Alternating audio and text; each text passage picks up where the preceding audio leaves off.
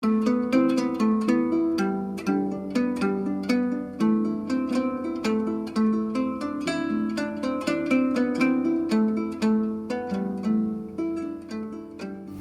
I'm Peter Adamson, and you're listening to the History of Philosophy podcast, brought to you with the support of King's College London and the Leverhulme Trust.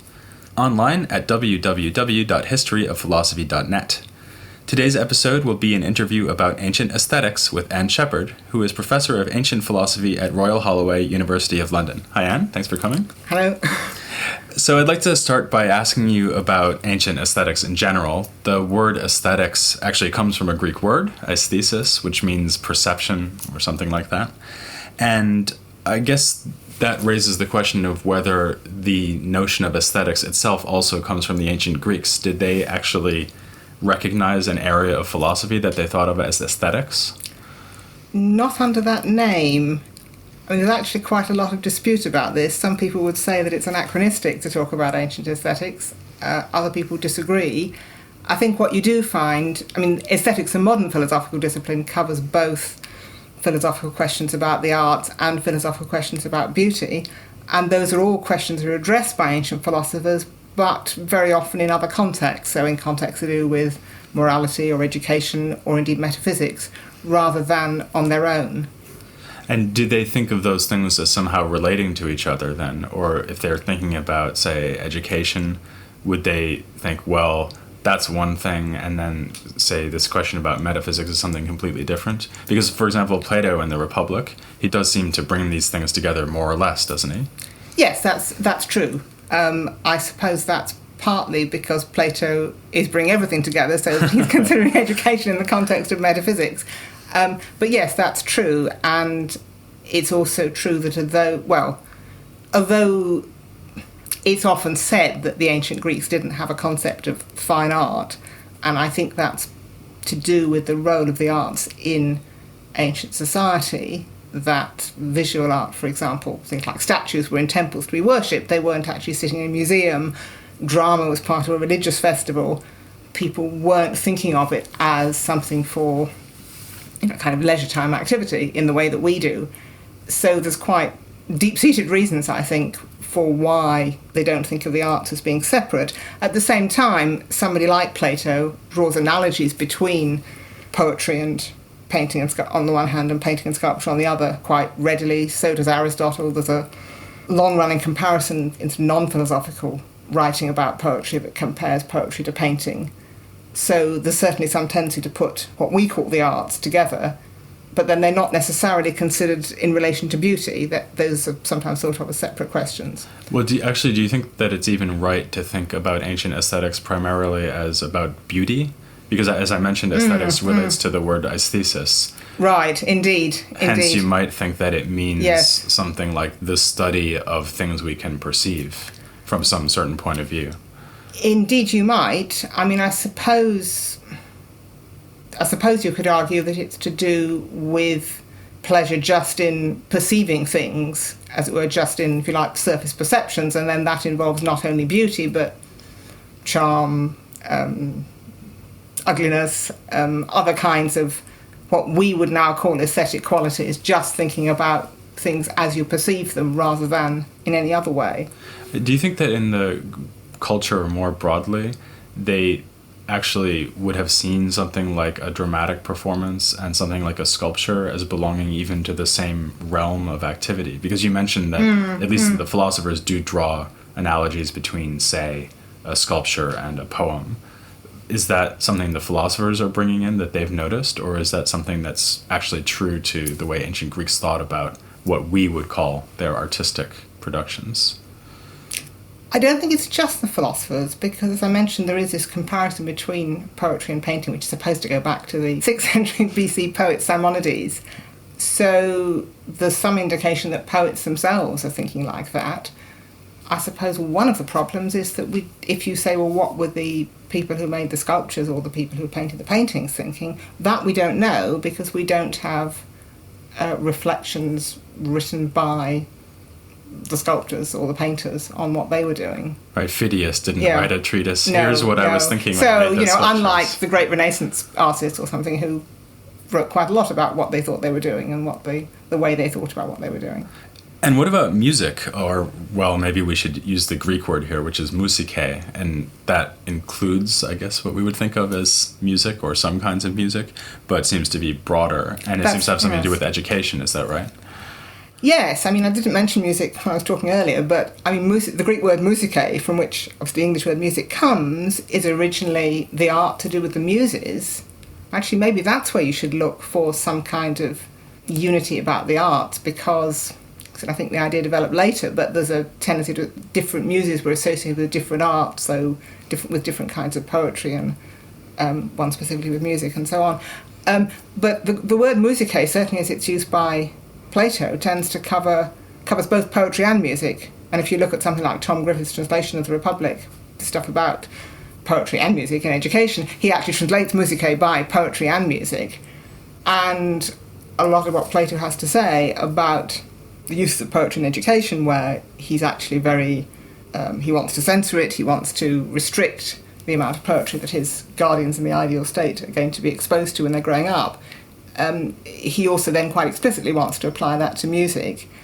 And one of his concerns is about the emotional effect of poetry, and he has exactly the same concerns or parallel concerns and he applies about the effect of music on the emotions. To specific instruments and specific rhythms and so on. That's right. He doesn't like the music of the aulos, for instance, which is kind of flute, because he thinks that that's orgiastic, and whereas he prefers instruments and rhythms or modes which are going to inculcate the right kind of emotions, make people warlike and this kind of thing. I mean, one of the reasons why music doesn't really get considered separately is, again, I think, to do with the way the arts were practiced in antiquity, in the sense that there doesn't seem to have been instrumental music on its own. It was either an accompaniment to poetry, so a lot of poetry was actually being sung to the lyre, for instance, or an accompaniment to drama, or indeed used in a religious context. So that, coming back then to the business about the statues and the temples in the religious context, music was also used for some kind of therapy in a religious setting. That comes out in what Aristotle has to say in the Politics about music. In that case, why is it that both Plato and Aristotle so strongly connect music to education? Is it just because they assume that as children grow up, they'll be exposed to the great poems and also music at the same time? I think so. Yes, I think so. I think it's because the two things go together. Right, and so then their worry would be that if children hear a certain kind of music, it will make them more violent. That's right. It's almost like people worrying about video games. Yes, nowadays. Yes, exactly. We're worrying about video games. It's like people worrying about rock concerts. I mean, the kind of concern that Plato has about the emotional effects of music are much more comparable, I think, to the kinds of concerns that from time, again, depending on what's popular at the time, but people have about the effects of rock concerts on the young. It's much more that than the kind of concerns you might have about what happens if you go to a concert listening to classical music. Right. He does have this other concern, though, which is about what he calls mimesis, which means imitation. And this seems to bring us to another very strong current in Greek thinking about art, which is that art typically, or maybe always, is supposed to be an imitation of something else, and often an imitation of nature. So in the last book of the Republic, he has this complaint that art is often only giving you a copy of something that's already a copy, because, of course, the real thing would be the form. Do you think that it would be fair to say that, in general, in ancient Greek aesthetics, they have a tendency to think about art, insofar as they think about art generally at all, that they have a tendency to think about it as a kind of imitation? Well, the notion of imitation is very pervasive, certainly, but not everybody used it in the way Plato does. I mean, I think Plato in Republic Book 10 is rather deliberately making it sound very much like basic copying. He's got a very famous image about the painter being like somebody who's just holding up a mirror, which gets both the idea that it's just a copy and also the idea that what you're getting is something inferior, something which is just like a reflection in a mirror, so, not really in 3 dimensions in the way that the thing in the physical world is. So that's Plato putting a particularly derogatory spin on it, but the idea can be used in quite other ways. If you look at Aristotle in the Poetics talking about tragedy as being the imitation of an action, it's actually quite puzzling in a way, but I think that's related to another thing that Aristotle says, which is, again, a very famous claim that poetry is more universal than history. he's somehow getting at the idea that, well, he's talking particularly about tragedy, he's getting at the idea that a tragic drama is, as we might say, conveying universal truths. And that's all tied up with the way he's using the notion of imitation. And people often want to translate it by representation because they feel that the English word imitation is too much of, if you like, the Platonic downgrading of it. So, yes, ancient thinking about art is very dominated by the notion of mimesis, imitation or representation, but they use it very flexibly. And I think the fact that Plato's use of it in Republic 10 is a very well-known one, in a way tends to obscure our understanding of some of the other uses of it. Right. So that sometimes it could be a more positive idea. And That's I guess right. even in Plato, right? Because in the Timaeus, he says that the entire cosmos is a work of art created by someone he calls a craftsman, a demiurge. Yes. And I guess that also is an imitation, right? Because it's supposed to be an imitation of the form of living being, as he says. And do you think that then means that there is an opportunity there, at least for Platonists, to think about nature itself as an aesthetic object or something that's beautiful because it's been created by God, for example? Yes. I mean, again, in a sense, it's all tied up with, if you like, tensions in Plato's metaphysics, isn't it, about the relationship between the particulars and the forms, because very often he'll talk as though the forms are what's really real and the particulars are just inferior. But on the other hand, insofar as the particulars are copies of the forms, they're copies of something that's supremely valuable, and so that gives the particulars themselves a kind of value, and that's the way he's developing it, as I take it, in the Timaeus, with this notion that the physical world is a copy of some kind of divine blueprint. Right. Well, that is, now that we're starting to talk about Platonism, that brings us on to something that you and I both love very deeply, which is Neoplatonism. And ultimately, I want to ask you about Proclus. But first, maybe we can stop in with Plotinus, because he actually wrote a whole treatise on beauty. What does Plotinus bring to the ancient discussion of aesthetics, would you say? Well, I mean, one way of looking at it is that indeed he's developing just the kind of themes in Plato that we've been talking about. His treatise on beauty links up very closely with Plato's Symposium, where you get the idea that beauty in the physical world can be of value because it spurs us on to eventually not having an understanding of the form of beauty. And that idea is developed by Plotinus in his treatise on beauty, but developed then into a theory, if you like, of where beauty in the physical world comes from, emphasising the fact that it comes from, as he understands it, the world of Platonic forms. It's not simply something to do with the way things are arranged. So he's very critical of the Stoic idea that beauty is simply to do with symmetry of parts. He says, no, it isn't that. It comes from somewhere outside the physical world. The other way in which he's developing Platonist aesthetics links up with the ideas we were talking about imitation, and also with his theory of beauty, because, and again, it's not new in Plotinus. You find it in some earlier Platonists, you find it in Cicero and in Seneca, but he's picking up an idea that was around in the Middle Platonic period, that rather than just copying an object in the physical world, an artist is actually having some kind of, if you like, direct access to the Platonic forms and copying that. So this, in a way, is another way, a Platonist way, of making Aristotle's point about poetry and universal truths, or, if you like, paintings. I mean, let's say, we might say a portrait isn't just a copy of somebody because it's somehow getting something about the person's personality or something like that. So it's a Platonist way, if you like, of expressing that kind of idea, and it links up with Plotinus' view of beauty, because beauty also for Plotinus is something which comes from the world of forms, the world beyond the world of sense experience and physical reality. Does that mean that an artist might be conceived of as doing something that's almost like philosophy? So the artist is trying to get back to the form in some way? I suppose so, yes. And so in that case, why is philosophy, presumably philosophy is still better than art, right? Sorry, all you artists out there. So why is philosophy better than art? Is it because the artist comes back down and does something in the sensible world? Is that the problem? Yes, and I think also, again, in a very Platonist kind of way, the philosopher can articulate what he's saying, the philosopher understands what he's doing. I mean, to go back to Plato, one of the points he's always making about artists is that they don't really have knowledge, they don't really understand what they're doing or why they're doing it. Plotinus probably wouldn't want to push that point quite as hard, but I think that idea is still there.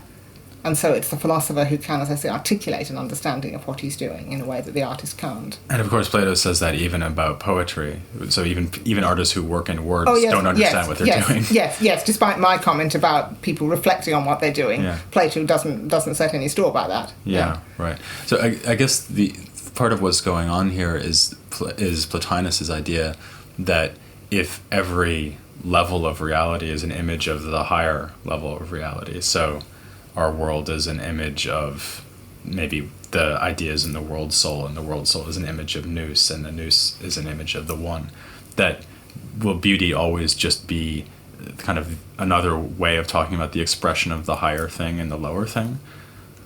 Yes.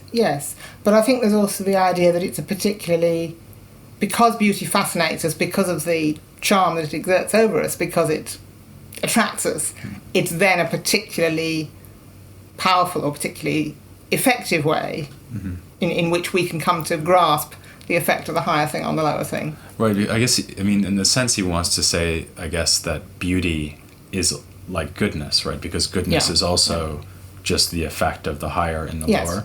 But presumably he doesn't want to say that beauty and goodness are just the same thing. No, he doesn't. This is where in his treatise on beauty it's a bit confusing, because he seems at moments almost to be saying that, but at the end of the day he doesn't want to say that, because, one way of explaining that is to, again, in terms of his system, where goodness comes ultimately from the one at the very top of the system, beauty doesn't quite belong up there. Beauty belongs in the intelligible world with the forms, and I think his idea is that beauty is, as it were, the first image, the first representation of goodness, rather than being identical with it. Well, that's maybe all worth bearing in mind now as we finally turn to Proclus, someone you've written a lot about. And maybe we can stay with this topic of poetry first, because Proclus has a problem, which I guess a lot of Platonists had, which is that he really, really loves Plato, of course, but he also really, really loves Homer. So when he gets to these bits of the Republic that you were talking about before, where Plato criticizes Homer, he's basically got one of his great heroes criticizing another great hero. So how does he handle that?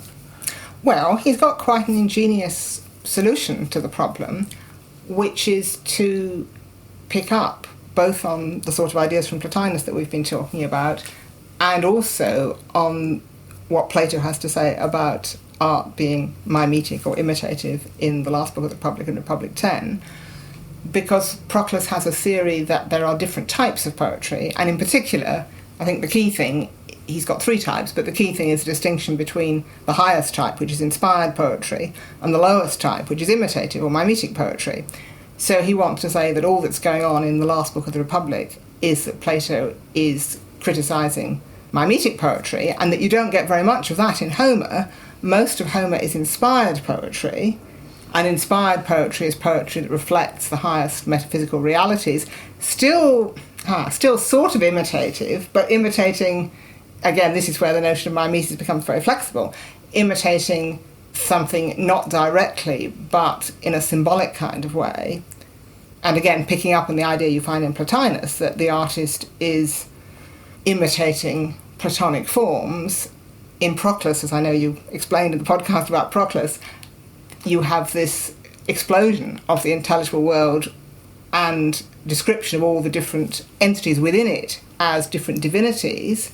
That then opens the way for Proclus to say that, particularly in the bits of Homer about the gods, he's not talking about gods fighting each other or having sex with each other or anything shocking like that. This is in fact a symbolic or allegorical way of talking about something which is going on, indeed, among his gods at the highest levels of his metaphysical system, and that all of this is a product of inspiration, so it's all okay. Possibly doesn't mean that you should just be giving it to children uncensored, because you have to understand, you have to be, he used the language of the mysteries, you have to be initiated into the mysteries in order to understand it. But once you do understand, then you realise that actually it's inspired, and it's not quite as valuable as Plato, but it's still very, very valuable.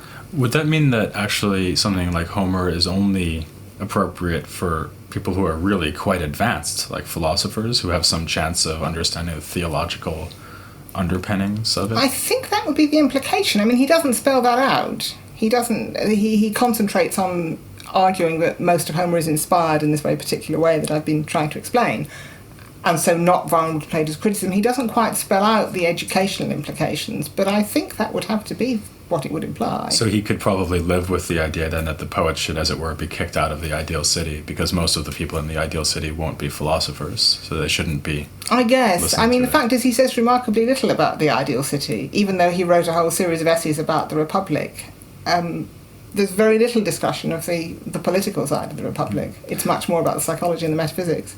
It strikes me, actually, that one similar thing that happens in later Neoplatonism is that when Aristotle criticizes Plato, some Neoplatonists respond to that by criticizing Aristotle right back, but they have a tendency instead to say, well, what Aristotle's doing here is correcting a possible misinterpretation of Plato. And it sounds like Proclus is doing the same thing with Plato's criticism of Homer.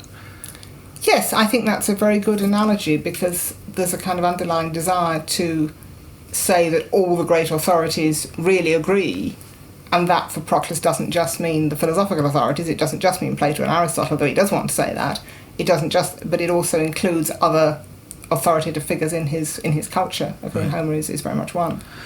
Before we stop, I wanted to ask you about one other thing, which you mentioned way back at the beginning of our conversation, which is the fact that a lot of what we would think of as artworks from ancient culture, the things that stand around in museums now, were actually religious artifacts. For example, statues that they might put up in temples.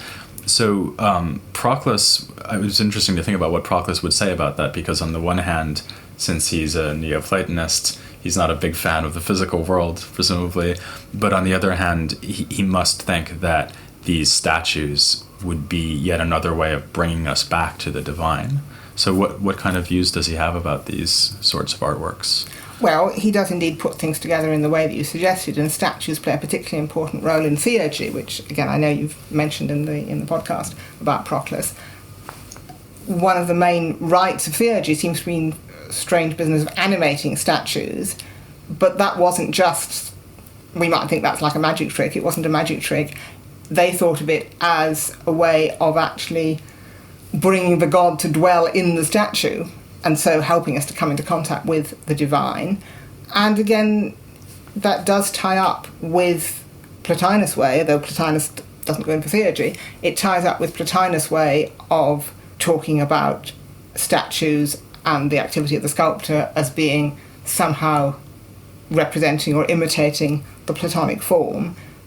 Proclus thinks that too. He used the example of the statue of Zeus by the great sculptor Phidias as being, actually interestingly, he says that Phidias was imitating Zeus as depicted in Homer, and then Homer is inspired, so it's, ultimately a correct understanding of the nature of Zeus.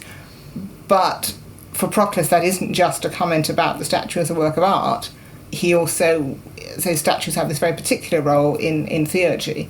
It's very central to what he's doing, in a way. It's very central to his whole religious way of looking at things. But one of the frustrating things, well, possibly frustrating things, about the way that somebody like Proclus talks about theurgy is you get lots of theory, you get very little of actually how to do it. So if you wanted to find out from Proclus, what to do for a theurgy right, there's not very much at all. Right. Well, speaking of the practical dimension of Neoplatonism, next time I'm actually going to be doing another interview on Neoplatonism with Dominic O'Mara, and we'll be talking about practical philosophy and Neoplatonism, in particular political philosophy, and also what the Neoplatonists thought about mathematics. But for now, I'll thank Anne very much for coming on the show. Thank you for inviting me. And please join me next time when I will be in discussion with Dominic O'Mara here on the history of philosophy without any gaps.